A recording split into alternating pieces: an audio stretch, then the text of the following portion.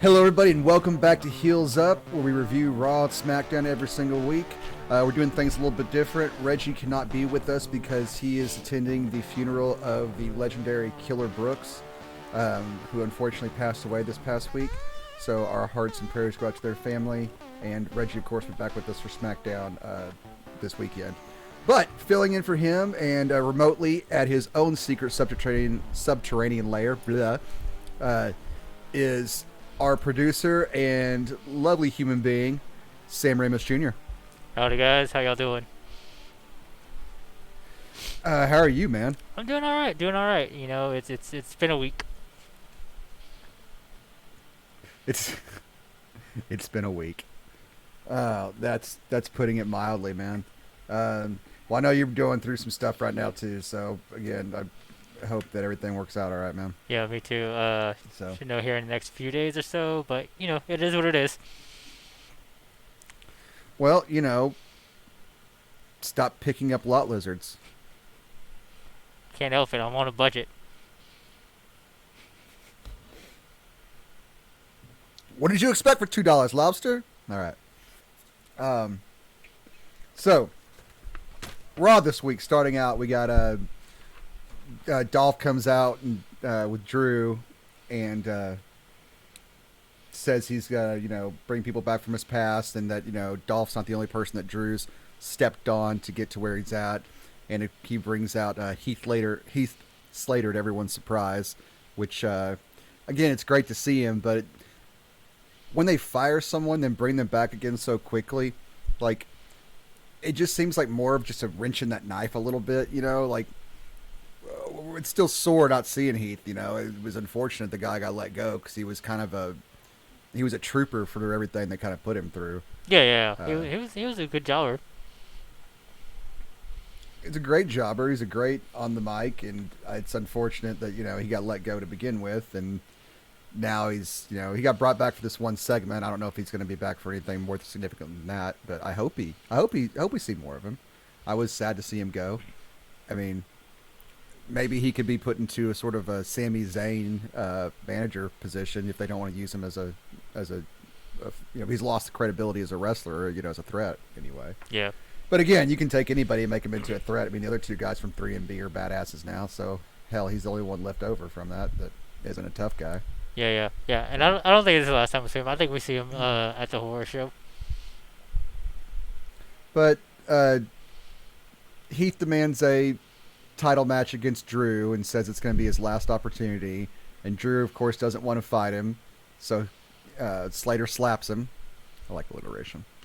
Heath slaps him, and Drew reluctantly accepts the fight, which we go to commercial break and come back, and if you blink, you would have missed the fight. It was just Heath trying to get some offense in, and Drew pushing him off and claymoring him for the 1-2-3.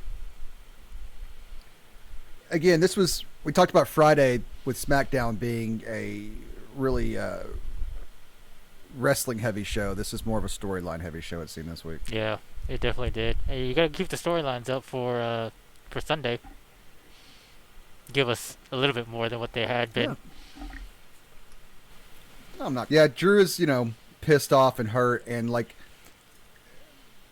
Drew and Big Show are both actually proving that they can be quite funny characters and quite terrifying in the same breath. Like they're both equally entertaining and terrifying. I'm liking the performances we're getting from both those guys right now, Drew McIntyre and Big Show. And I'm only comparing them because they're both basically being able to pull off that same thing. They're entertaining. They seem like, nice guys you want to hang out and have a beer with, but like in the same sentence, they could rip your throat out with their bare hands, like Roadhouse style, and there's not much you could do about it. Yeah. Just take the example from last week with the show and the Viking Raiders, and they were all having fun with the Street Profits, to this past Monday, where Big Show was just kind of like very intimidating, even over the Viking Raiders. Like, what? Yeah, slapping them, trying to get them ready for their fight later on. Yeah. But wrap up this segment. Afterwards, Dolph gets in Heath's face and starts trying to slap him around, and they get into a fist fight, and Dolph's on Heath, and Drew runs back to make the save, and he and Heath kind of hug and do their 3MB thing and have their nice little moment. And so after that segment, after Dolph and Drew do their thing, cut to Bailey and Sasha doing their usual Bailey and Sasha are great routine, which is mildly entertaining at best at this point. I mean, for you, I guess. But I'm over and done with it. I, you're all right. I'm the one being generous then. I'm trying to be nice, but like they need to land the damn plane with the breakup though.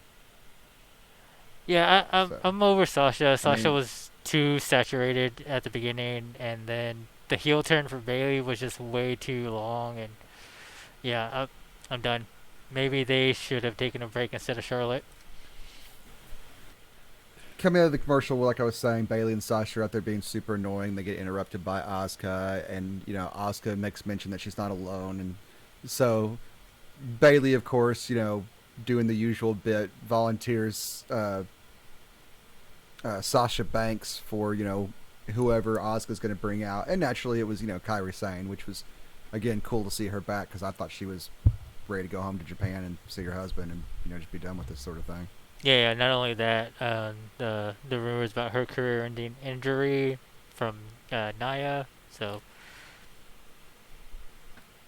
Yeah, rumors of her demise were greatly exaggerated. Obviously, she was hitting the ropes pretty good. yeah, I mean, she didn't look like she had missed a step. yeah, it was a fantastic match. Yeah, it wasn't bad. I mean, I would have liked a little more offense from Kairi Sane as opposed to it felt a little. Both the female champion, well, not was champion versus champion. Both these matches that were these two tied together matches tonight with the Kabuki Warriors and Sasha and Bailey. Both of them felt like Bailey and Sasha had a little more, were a little more dominant during the matches. And I would have liked to have seen, Asuka and Kairi look a little stronger, maybe. But that's maybe just because I like them so much. I just want them to look strong regardless. Yeah. But yeah, it looked like Sasha was, a little more in control than Kairi was for most of this. But it wasn't bad. I mean, Kairi lucked on this cool, like, standing Boston Crab. It was almost like a lion tamer, like, as far as the elevation goes, without the knee, but she had the legs crossed. It was... Yeah, and then I don't know what the hell you'd call that move, but it was then cool the looking there. transition, the baseball slide going into that move where she slides underneath Bailey or Banks. Yeah. She's so much fun to watch because the way she can move around. It's like Morrison, Morrison and his parkour jumping through the ropes crap, Yeah. Those people that can just have such good control of their body and can manipulate themselves to do all sorts of these fantastic things. Dear God. I guess I get why people like Cirque du Soleil. I'm just kidding. I'll never understand that. Oh, no. It was a decent match. I think it would have been better if it was a clean match, say like a pay-per-view or something. A decent pay-per-view, not just a filler pay-per-view. No, and it was unfortunate. It had kind of ended in a scrum. Bailey came in and broke up that elevated Boston Crab and caused a DQ. Which led Asuka to, which I don't get. She starts wailing on Kairi, and doesn't. Again, it's like the whole I forgot they had a tag team partner, like Cesaro did to Big E last Friday, but whatever. So of course Asuka gets in, but Asuka and Sasha Sasha and Bailey. I'm going to keep getting this screwed up. Take Asuka to the outside and start whipping her butt a little bit, but eventually Kairi gets back up and hits the elbow from the top rope onto the outside and takes the champs down. Good match. I mean, technically Kairi Sane wins because Bailey had to break up the that submission. But yeah, I'm both the matches were passable tonight, but I think again Kairi's and Sasha's was much more even than the Bailey and Asuka one. I thought that one was a little obnoxious actually with Bailey, like, and I'm just being like Bailey's normally obnoxious. I mean, like, letting Bailey go have a water break or sit down at the commentary while Asuka's writhing in pain. It's like, nah, Asuka's a badass fucking Japanese warrior princess, and Bailey is a schoolyard bully / Punky Brewster. I don't buy that she's a bigger badass than Asuka to that level. I just don't. Yeah. Anyway, we'll get to that match though. Sorry, I'm derailing here. All right, so um, after that, we cut to the backstage and we see that Aleister Black has been beaten up by Buddy Murphy and Seth Rollins before their tag team match the night that he's having with supposed to be him and Ray versus those two. And he's got the purple Rey Mysterio mask put on him because that I guess that's the gimmick now is sacrificing people in Ray's image or as a what's the word, effigy. Yeah, effigy. Sacrificing people in effigy of I think that's the right way to use that word. I don't know, man. I need to Just go with it. Nobody's gonna know. go back to get. No one's gonna watch. I look at the analytics, mate. So yeah. Go to commercial, come back. It's Vikings and Big Show, and it's that scene we were talking about earlier, where Show was slapping the Vikings, trying to get them focused because they were playing around with bowling balls and being silly again, which is never a good sign as far as the trajectory of a tag team. When Vince has you doing comedy bits and you used to be a bunch of badasses, it means you're gonna be eating a lot more pinfalls than you did previously because now you're the goofy guys. Yep.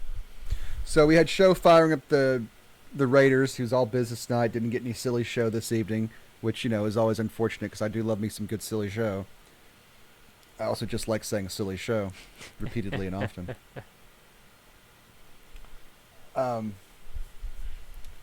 Wasn't bad was the KO show up next, and KO's great in that same way that Show was on the mic the other day, where he just kind of cuts through the bullshit, and he gets there, he's like, well, we're just gonna go ahead and throw these damn chairs out because we won't be needing those for the piece of shit that I'm having as my guest, which was, of course, Seth Rollins, who again is a real piece of shit. So I mean, it was an accurate description and probably a good idea.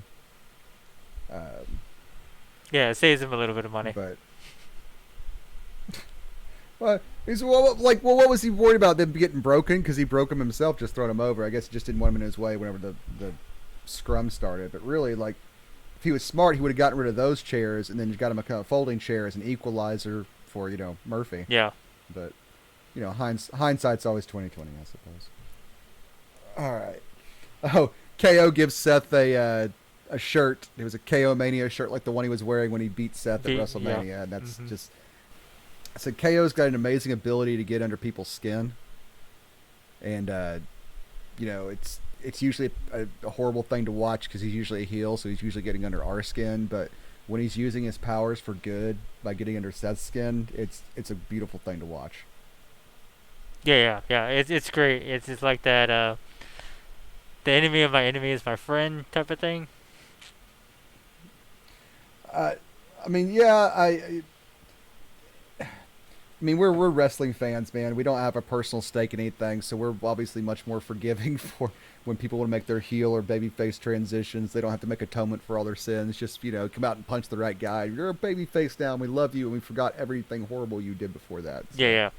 I'm perfectly willing to accept Kevin as just being absolutely beautiful in this moment in time because he's using his natural dickishness for the greater good now. All right.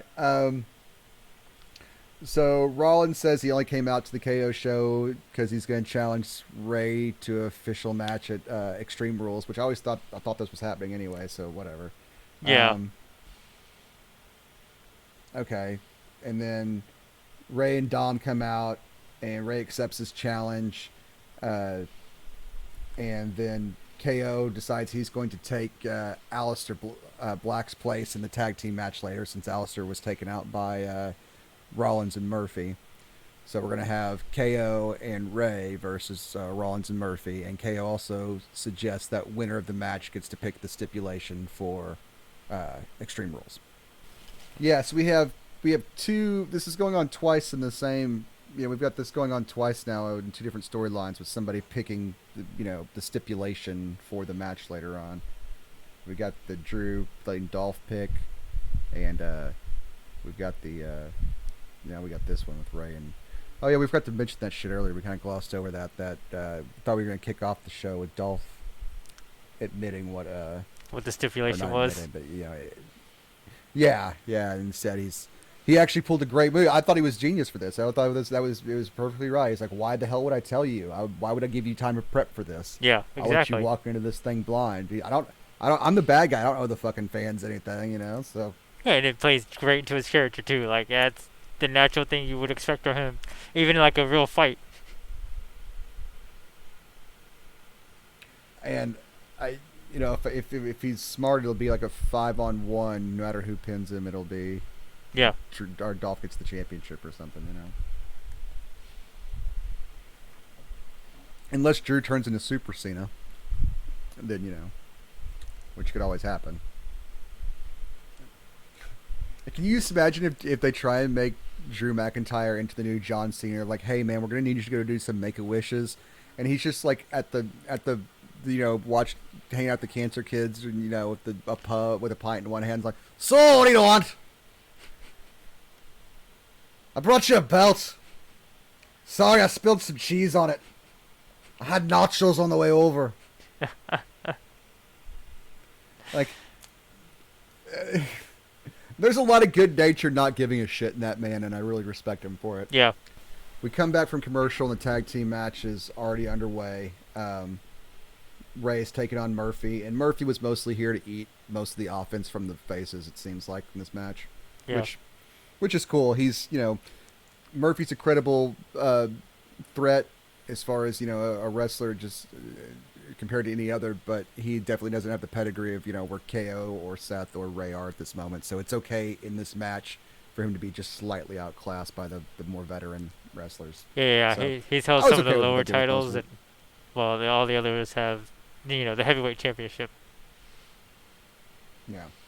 So it was all right. This was one of those times where I was perfectly okay with somebody who I want to see get built up more, just kind of being a little bit of a punching bag, because being a punching bag for a legend is not necessarily a bad thing, as we see with basically every Undertaker WrestleMania match.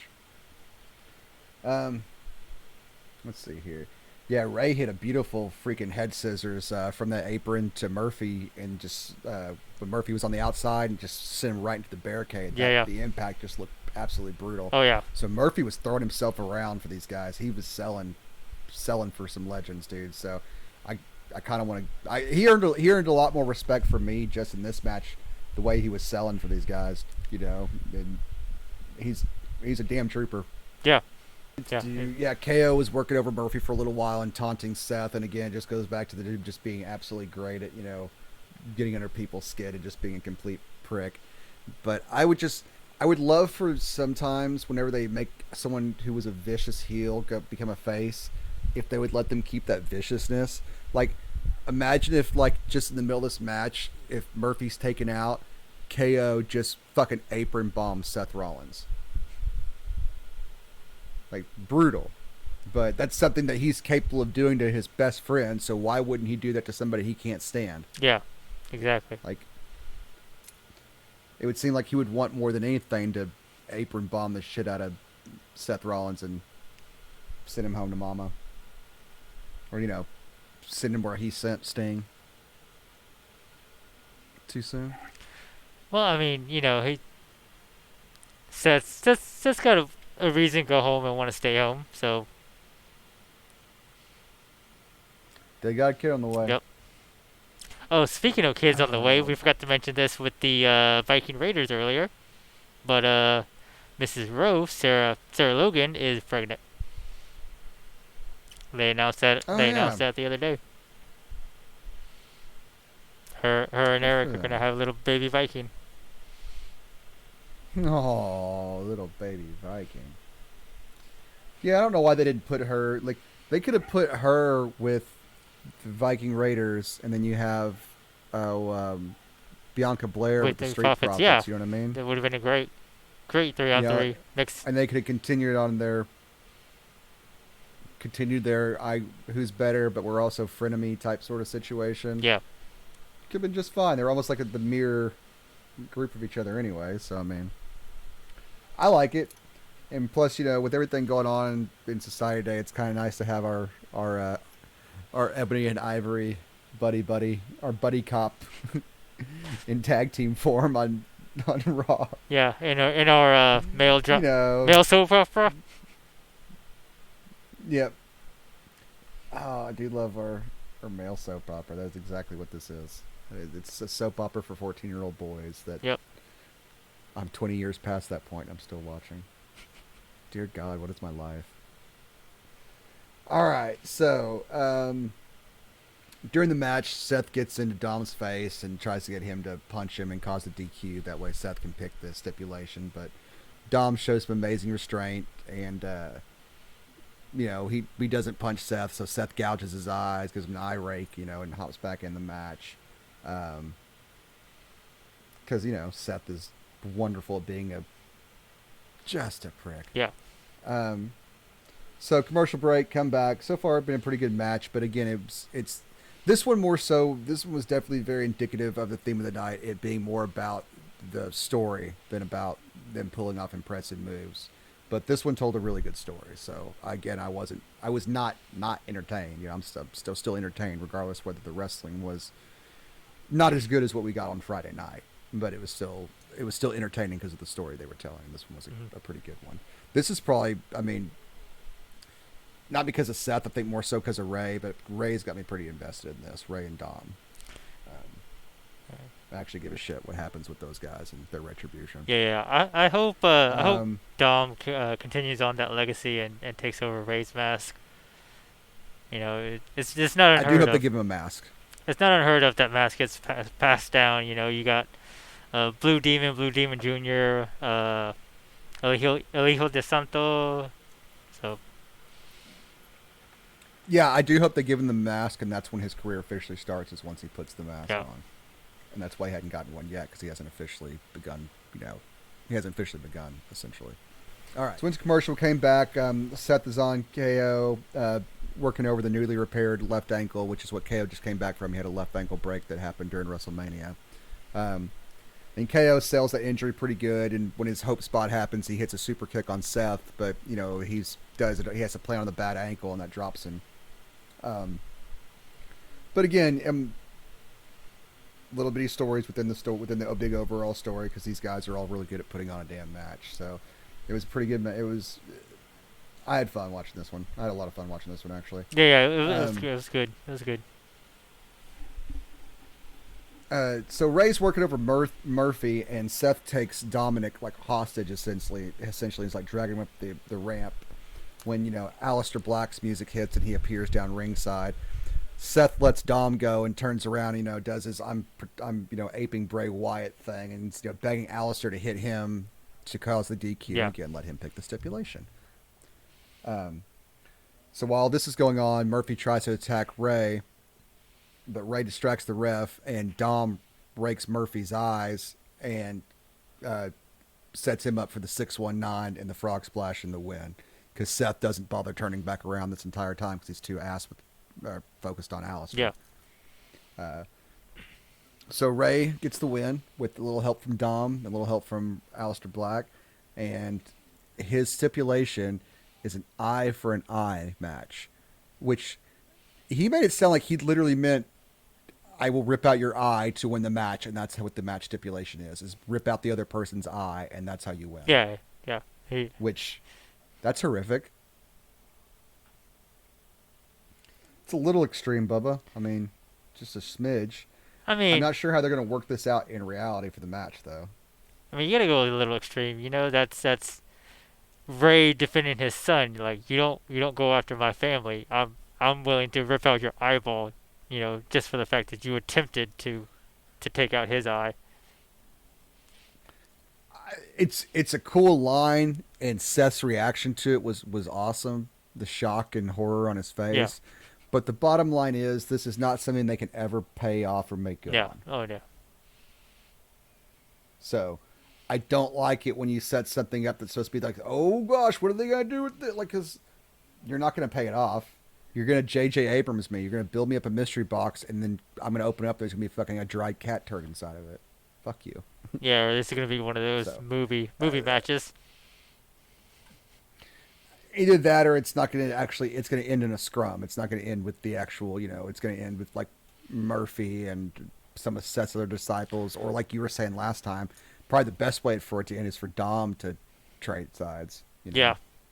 we cut backstage, and there's Lashley and MVP talking about the U.S. title. And I gotta say, man, like MVP is making the U.S. title feel like a bigger deal than it's been in a long time. I can't remember the last time where the U.S. title seemed to matter this much. But MVP's fucking money. So Yeah, no, it's magic on the mic. It's he's great, he's a great talker.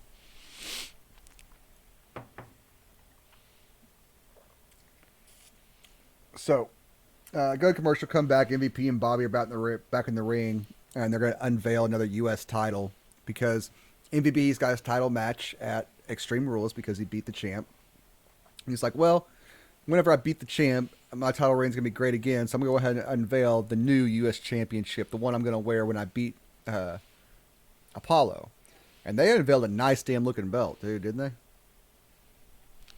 Yeah, yeah, that very very clean, nice precise lines. It looks great, better than all the other belts that they've put out so far. I know I like the new Intercontinental one too. Yeah, yeah, that I was like decent. That was decent. I meant like the Raw, the split brand belts. the split brand belts suck. The big giant ones with the colored leather straps suck. But the ones they've done for NXT, like the ones they're making look like more like old school 40s and 50s, like style belts. Hmm. Those look better. I like those. I like the North American title. That one's kind of interesting looking, but I like just the black leather and the nice bold intricate designs that really make it kind of stand out. It might be a little busy, but I don't know. I need to get in and look at it. I think. I liked it though.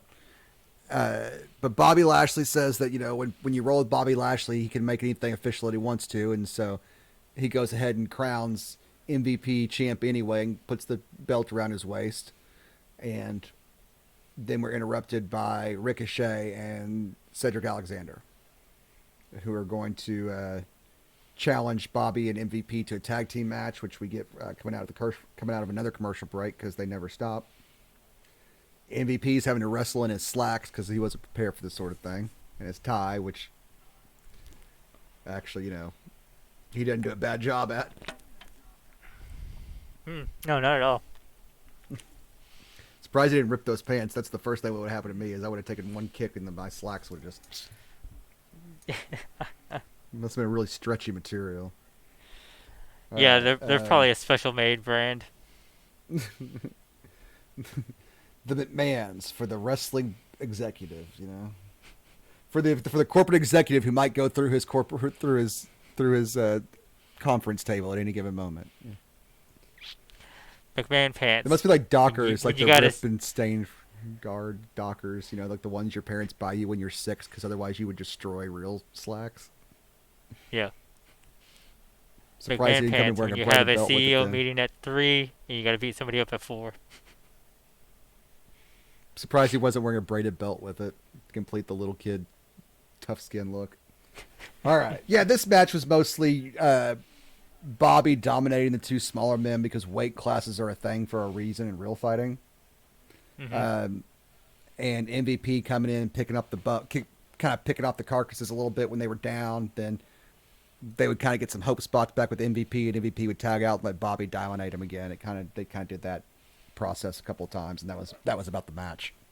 But Yeah. again, more about storyline than it was about wrestling, which is unfortunate because Cedric Alexander and Ricochet they're turning into Lucha House Party at this point in time. People we never see, but are just so phenomenal and enthralling to watch because of the way they can move around a ring.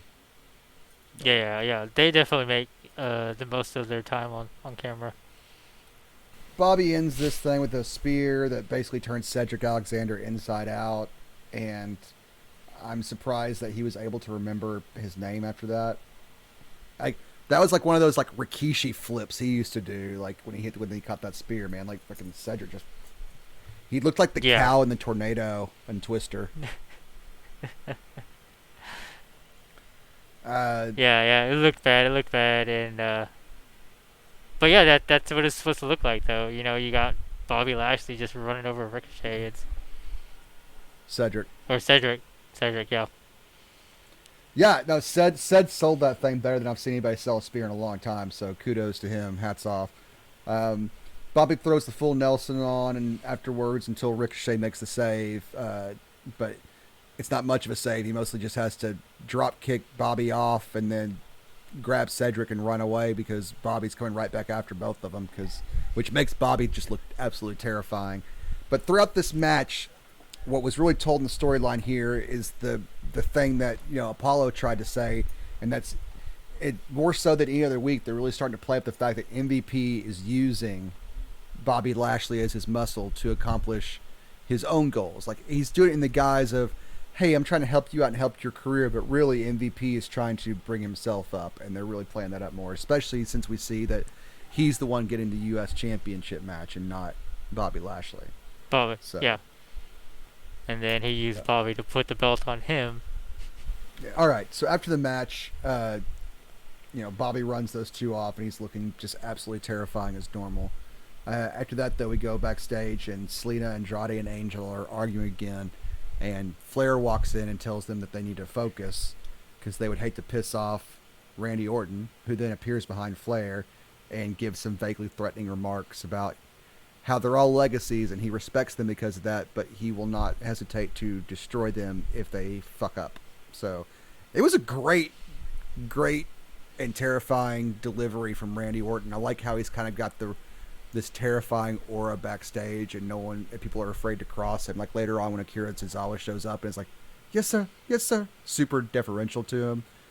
Yeah. It's all. I hate Randy Orton as a human being. I think. I'm just kidding. I don't really, but I'm not a Randy Orton fan. But I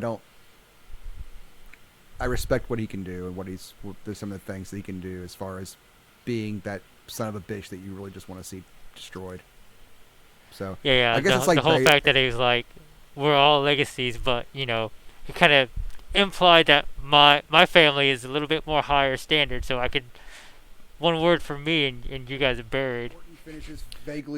Orton finishes vaguely threatening the his tag team partners for the 6-man tag later. It's going to be against Show and the Viking Raiders. Go to commercial, come back. We got a Kabuki Warriors interview.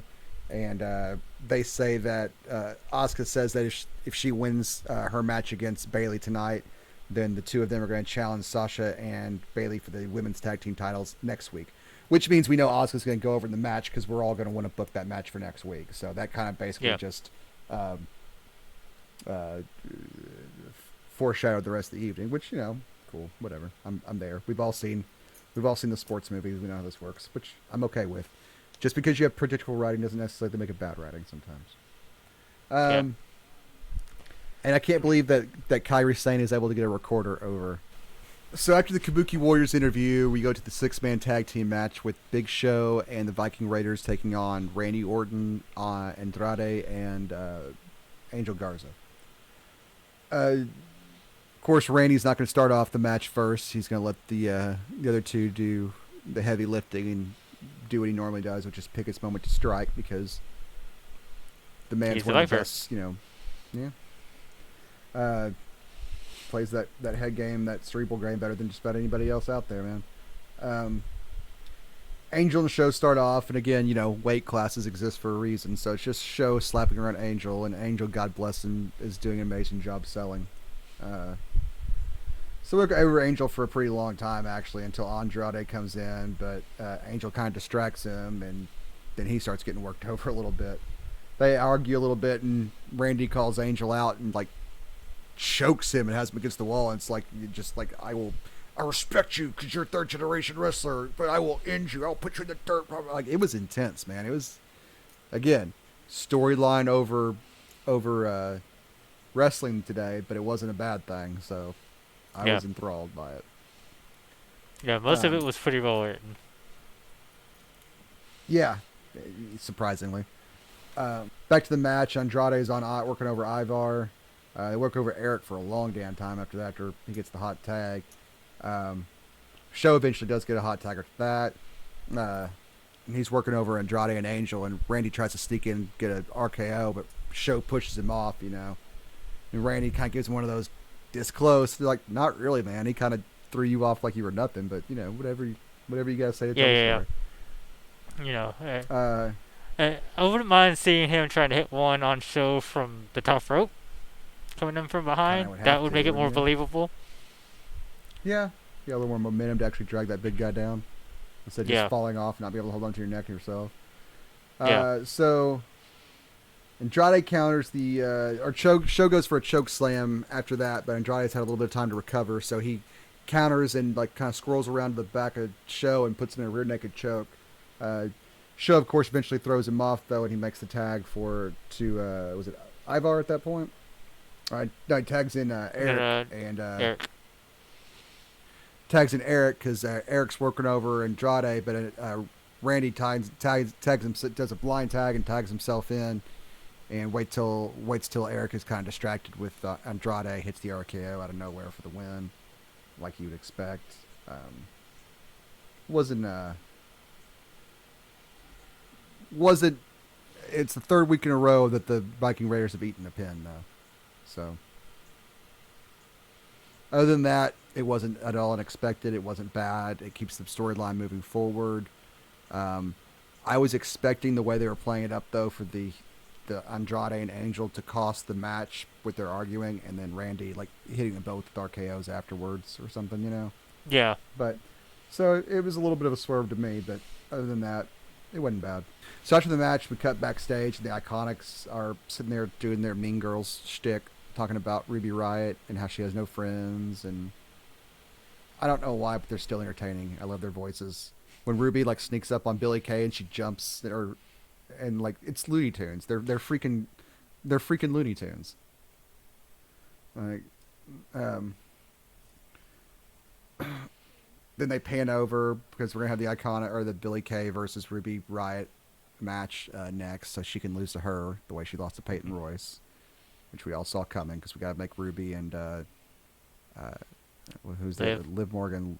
Yeah, I get her and Mandy mixed up sometimes. Sorry. You white we have people all Liv, look the same. Yeah, you blonde crackers all look exactly the same to me.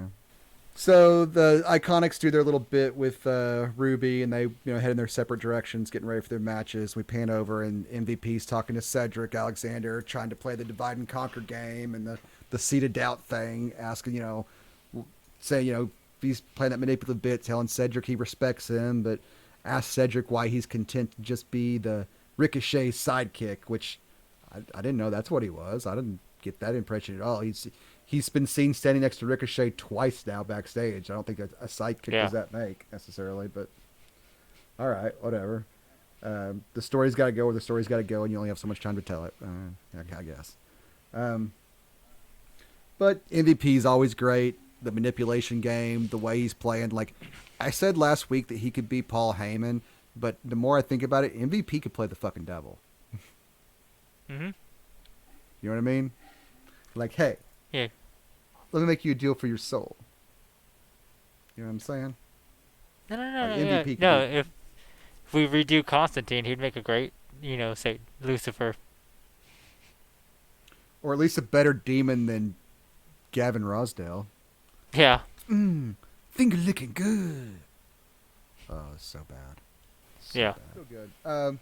So after that, we got the Billy Kay versus Ruby Riott match, which we knew where this is going because it's building up to something, which it's not a bad something. It's going to build up to us getting the Riott Squad back together and then facing off against the Iconics and shutting the Iconics up because, we're stronger together. And, I'm okay with that except for the fact that it's got to be done at the Iconics' expense because I would like to see them get built back up to being,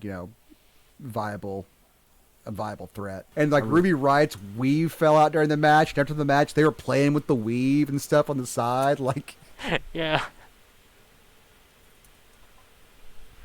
Oh, I could watch them all day. I could watch them just playing with the weave, and that was great.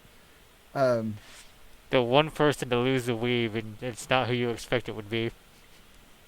I on my weave lose pool, I definitely had Naomi first.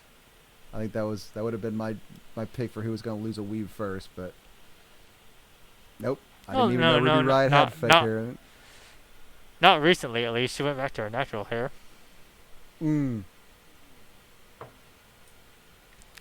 They haven't been using her enough, so I didn't remember. All right, so after the Yeah. match with Billy and Ruby, go backstage. Sasha and Bailey again talking about how they're not going to worry about losing the tag team match. It's just standard heel crap from them. We could have Hmm. skipped it. More Going Sasha Bailey commercial. that we didn't ask for. Yeah, pretty much. Coming back from commercial, we got Nikki visiting on commentary for the champion versus champion Bailey versus Asuka match, and Nikki. I was watching the Raw last night, and Mac sat down next to me, and she was listening to Nikki talk. She looks at me and she goes, "Have you ever seen Brave?" It's like she does sound like the girl from Brave. Me ma's a bear. And I she don't did that remember whole the character's name, but she's. and then security came down. She did that whole like, Joe, hold me back. Make it look like I'm gonna do something. But hold me back. You pull Oh up yeah, Joe's holding, arm. making Joe's arm. Yeah, picking up Joe's arm, making her hold up. That was funny as shit. And then her trying to crawl between the security legs, or then jump over him. As we were saying, Bailey does attack Nikki at one point in time in the match and get her to try and attack Bailey, and security has to drag her out. And it was just as funny as the rest of her bit because Nikki's crazy shtick is just the right amount of crazy. Hmm. So we got another commercial break in the middle of this match, and it was mostly Bailey was going over Asuka for the most of it. Bailey was kind of dominant, which I what like isn't Asuka is definitely a bigger badass in my mind than Bailey is. Like if you took those two outside for a real street fight, Asuka is going to kick Bailey into the dirt. That is if Um, Oscar can catch her. Bailey would hit the sucker punch and then run. all right, throughout the match, like I said, it was Bailey mostly on top. She did some, cocky heel stuff. She like smacked Asuka around and sat on commentary for a second, going through a commercial break. And at one point in time, she had Sasha go get her bottle of water so she could take a drink of water while she was beating up on Asuka, and poured some of the water on her. And like generally some stuff I don't think Bailey should have been able to get away with against Asuka. So I think it made Asuka look a little weaker than it probably should have in this match. But tell you what, speaking of getting a little bit of payback, though, Asuka hit that spinning back fist later on when she really connected on it by mistake, and you saw the look of horror on Asuka's face even too, like, oh my god, I didn't Yeah, mean to do that. yeah. Sent Bailey for a bit of a tumble on that one, but yeah, she hit that potato. It took Bailey a second to recover from that one. You saw it. She had to go to the outside and kind of get those cobwebs out. But hey, man, she was a trooper. She got back in. Uh, the match, though, kind of wouldn't end. It probably should have ended after that spinning back fist, but what are you going to do? So Bailey hits Kyrie and then gets a double team with Asuka whenever Kyrie tries to get in the ring, and the ref's stopping her. Just standard heel tactic stuff. The same thing you would do in a tag team match. Nothing you wouldn't really expect. Does her little water break thing, and while she's doing that, she looks to the audience and drops the water and screams. There's Nikki back in the audience, like banging on the thing, and just In the penalty like box, the facial you know, expression was the facial two, expression was great. she got in the penalty box So, 5 minutes for roughing. yeah, so that causes a distraction long enough for Asuka to pull Bailey back in the ring and put the Asuka lock on. Bailey tries to roll on top of her the same way Sasha did last week and get the victory, but Asuka pulls her back down, then eventually gets on top of her for like the little clutch pin. And Yeah, Asuka the gets counter win. pin. Yep. So that means that Asuka and Kairi Sane, the Kabuki Warriors, will get a women's tag team championship match next Monday on Raw, which I am looking forward to. I don't know which direction they'll go with that. If they'll maybe give them the tag team straps, but then take Asuka's strap off her and give it to Sasha, so it's Sasha versus Bayley, title for title or something. I don't know. There's a number of different things they can do with this, and they've actually kind of set themselves up. Whenever there's a bunch of viable options that can all be pretty good or pretty interesting, that means you've written yourself into a good place. And for once in their miserable lives, or no, for once in the last few years, they've actually written themselves into a pretty good place, I think. So At least in I'm the looking women's forward division. to see which way it goes. Well, yeah, in this one storyline, I'm not outside of this, no, but in this one storyline, they've written themselves into a pretty good place, I think. Yeah. Don't get me wrong, like you said, I'm kind of sick of listening to Bailey and Sasha talk, but the direction they go with the stories can be pretty good from here. And once we conclude their blow up, though, we just need to be done with them for a little while. But we do need to go ahead and wrap that up, their blow up eventually. Yeah. All right. So yada yada yada yada yada. Oh yeah, that was it. That was it for the night. That was our main event. Was the Bailey versus not a bad week. Oscar. But a storyline driven episode more than a wrestling driven episode, which isn't bad. Sometimes you need those. What do you think, Hayden? Yeah. Yeah, no, you're right. Sometimes you do need those storyline episodes, and if we're going to that situation where we're always going to promote the storyline, and then we get the wrestling portion of it on Fridays, that's okay with me. Yeah, good way to divide it up, quite frankly. Mm-hmm. You let the people who really care watch the storylines on the cable channel, and let the normies who are watching Fox, just get the action-packed wrestling. Let them work a little bit stiffer, too, so you can make it look a little more impactful and fun to watch for, like I said, the average brosif who's just flipping through sports on Fox. Yeah, and right, people who haven't kept up.